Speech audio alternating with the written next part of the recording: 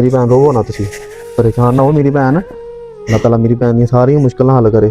नालों हौले हो गए वीर सदसी, वही भैन तेरी हुंदी सी लोकां नूं देंदी हुंदी सी, वही भैन तेरी लोकां गया ते टड़। अच्छा अज तो ना कुछ महीने पहले किन्नी देर दी बजी गल आ? 11वें महीने की। 11वें महीने दी हो गई, 4-5 महीने हो गए। अज तो ना 4-5 महीने पहले दी गल आ। ਅਸੀਂ ਬਾਜੀ ਉਹਨਾਂ ਕੋਲ ਆਏ ਸੀ, ਇਹਨਾਂ ਦੇ ਨਾ ਬੱਚੇ ਨੂੰ ਕੈਂਸਰ ਆ ਤੇ ਬਾਜੀ ਉਹਨਾਂ ਨੇ ਸਾਨੂੰ ਫੋਨ ਕਰਕੇ ਬੁਲਾਇਆ ਸੀਗਾ। ਅਸੀਂ ਆਏ ਸੀਗੇ, ਇਹਨਾਂ ਦੀ ਵੀਡੀਓ ਬਣਾ ਕੇ ਲਗਾਈ ਸੀਗੀ, ਲੇਕਿਨ ਉਸ ਟਾਈਮ ਤੇ ਜਿੱਦਾਂ ਬਾਜੀ ਅਸੀਂ ਸੋਚਿਆ ਸੀਗਾ ਨਾ ਉਸ ਤਰ੍ਹਾਂ ਦਾ ਕੋਈ ਰਿਸਪੌਂਸ ਨਹੀਂ ਸੀ ਆਇਆ ਵੀਡੀਓ ਤੇ। ਇਸੇ ਤਰ੍ਹਾਂ ਹੀ ਆ ਹਾਂਜੀ, ਲੇਕਿਨ ਅਮਾਨਤ ਹੁੰਦੀ ਆ।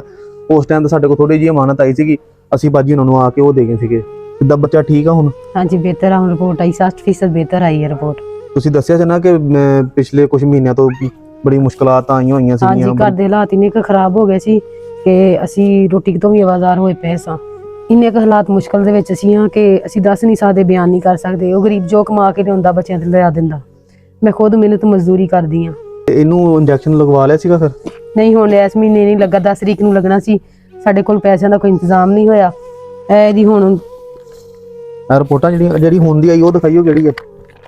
ਇਹ ਹੁਣ ਮੇਨ ਮਸਲਾ ਜੋ ਹੈ। ਚਲੋ ਅੱਲਾਹ ਤਾਲਾ ਬਾਜੀ ਬੱਚੇ ਨੂੰ ਸਿਹਤ ਤੰਦਰੁਸਤੀ ਦੇਵੇ, ਸਾਡੇ ਬੱਚਿਆਂ ਵਰਗਾ ਵਾ।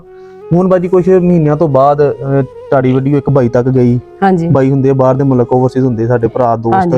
ਉਹਨਾਂ ਨੇ ਮੇਰੇ ਨਾਲ ਰਾਬਤਾ ਕੀਤਾ। ਉਹਨਾਂ ਨੇ ਮੈਨੂੰ ਕਿਹਾ ਕਿ ਬਈ ਮੈਂ ਇਸ ਤਰ੍ਹਾਂ ਇੱਕ ਬਾਜੀ ਉਹਨਾਂ ਦੀ ਵੀਡੀਓ ਦੇਖੀ ਹੈ। ਮੈਂ ਕਿਹਾ ਬਈ ਹਾਂਜੀ ਵੀਡੀਓ ਤੋਂ ਕੁਝ ਟਾਈਮ ਹੋ ਗਿਆ ਵਾ, ਲੇਕਿਨ ਜਿਸ ਤਰ੍ਹਾਂ ਅਸੀਂ ਸੋਚਿਆ ਸੀ ਨਾ ਉਹਨਾਂ ਦੀ ਉਸ ਤਰ੍ਹਾਂ ਦੀ ਹੈਲਪ ਹੋਈ ਨਹੀਂ ਹੈ ਕੋਈ ਵੀ। ਹਾਂਜੀ, ਲੇਕਿਨ ਮਾਨਤ ਬਾਜੀ ਥੋੜੀ ਹੋਵੇ ਜਾਂ ਬਹੁਤੀ ਹੋਵੇ, ਹਾਂਜੀ, ਲੇਕਿਨ ਜਦੋਂ ਤੁਹਾਡੇ ਕੋਲ ਆਣੀ ਤੁਹਾਡੀ ਕੋਈ ਤਾਂ ਮੁਸ਼ਕਲ ਚ ਹੱਲ ਹੋਣੀ ਆ ਨਾ। ਹਾਂਜੀ, ਮੈਂ ਇਸੇ ਸਿਲਸਿਲੇ 'ਚ ਆਪਣੀ ਭੈਣ ਕੋਲ ਆਇਆ ਵਾਂ। ਤੁਹਾਡੀ ਮੇਰੇ ਕੋਲ ਆਈ ਸੀ ਅਮਾਨਤ, ਹਾਂਜੀ, ਠੀਕ ਆ। ਔਰ ਉਸ ਭਾਈ ਨੇ ਬਾਜੀ ਸਾਨੂੰ ਨਾਲ ਇਹ ਕਿਹਾ ਸੀਗਾ ਕਿ ਤੁਸੀਂ ਚਾਹੇ ਵੀਡੀਓ ਨਾ ਬਣਾਈਓ, ਮੈਨੂੰ ਦੱਸਿਓ ਵੀ ਨਾ, ਸਿਰਫ ਤੁਸੀਂ ਜਾ ਕੇ ਬਾਜੀ ਉਹਨਾਂ ਨੂੰ ਦੇ ਦਿਓ। ਹਾਂਜੀ, ਲੇਕਿਨ ਸਾਡਾ ਮਕਸਦ ਹੁੰਦਾ ਬਾਜੀ ਕਿ ਜਿਹਨੇ ਕਿਸੇ ਨੇ ਅਮਾਨਤ ਭੇਜੀ ਆ ਨਾ, ਅਸੀਂ ਸਾਡਾ ਫਰਜ਼ ਬਣਦਾ ਕਿ ਅਸੀਂ ਜਾ ਕੇ ਉਹਨੂੰ ਦਸੀਏ ਵੀ। ਹਾਂਜੀ, ਦੇਖੋ ਉਸ ਬੰਦੇ ਨੂੰ ਸਕੂਨ ਮਿਲ ਜਾਂਦਾ ਕਿ ਹੱਕਦਾਰ ਤੱਕ ਸਾਡੀ ਜਿਹੜੀ ਅਮਾਨਤ ਪਹੁੰਚ ਗਈ ਆ, ਔਰ ਦੂਸਰੇ ਲੋਕਾਂ ਤੱਕ ਵੀ ਇੱਕ ਮੈਸੇਜ ਜਾਂਦਾ ਵਾ। ਮੇਰੀ ਭੈਣ ਪਹਿਲੇ ਜੋ ਵੀ ਆ ਗਿਆ ਸੀਗਾ ਉਹ ਵੀ ਅਸੀਂ ਤੁਹਾਨੂੰ ਦੇ ਦਿੱਤਾ ਸੀਗਾ। ਇਹ ਤੁਹਾਡੀ ਮਾਸ਼ਾਅੱਲਾ ਅਮਾਨਤ ਉਹਨਾਂ ਨੇ ਭੇਜੀ ਆ, ਬਿਸਮਿਲ੍ਲਾ ਕਰੋ ਤੁਸੀਂ, ਠੀਕ ਆ। ਇਹਦੇ ਚੋਂ ਬਾਜੀ ਉਮੀਦ ਆ ਕਿ ਤੁਹਾਡਾ ਜਿਹੜਾ ਵਾ ਨਾ ਜੋ ਵੀ ਪਰੇਸ਼ਾਨੀ ਇਨਸ਼ਾਅੱਲਾ ਹੱਲ ਹੋਊਗੀ, ਜਿਹੜੀ ਵਕਤੀ ਇਸ ਟਾਈਮ ਹੈਗੀ ਆ। ਹਾਂਜੀ, ਤੇ ਬਾਜੀ ਉਹਨਾਂ ਦੇ ਹੱਕ ਅੰਦਰ ਦੁਆ ਕਰ ਦੇਣਾ, ਉਹਨਾਂ ਨੇ ਜਿਸ ਮਕਸਦ ਵਾਸਤੇ ਭੇਜੇ ਆ ਅੱਲਾਹ ਤਾਲਾ ਉਹਨਾਂ ਦਾ ਪੂਰਾ ਕਰੇ। ਅੱਲਾਹ ਤਾਲਾ ਜਿਸ ਭਾਈ ਨੇ ਮੇਰੇ ਬੱਚੇ ਦਾ ਖਿਆਲ ਕੀਤਾ, ਅੱਲਾਹ ਤਾਲਾ ਉਹਨੂੰ ਲੰਮੀ ਜ਼ਿੰਦਗੀ ਸਿਹਤ ਦੇਵੇ, ਉਹਦੇ ਕਾਰੋਬਾਰ 'ਚ ਤਰੱਕੀ ਕਰੇ। ਅੱਲਾਹ ਪਾਕ ਉਹਦੇ ਬੱਚਿਆਂ ਨੂੰ ਤੰਦਰੁਸਤੀ ਦੇਵੇ।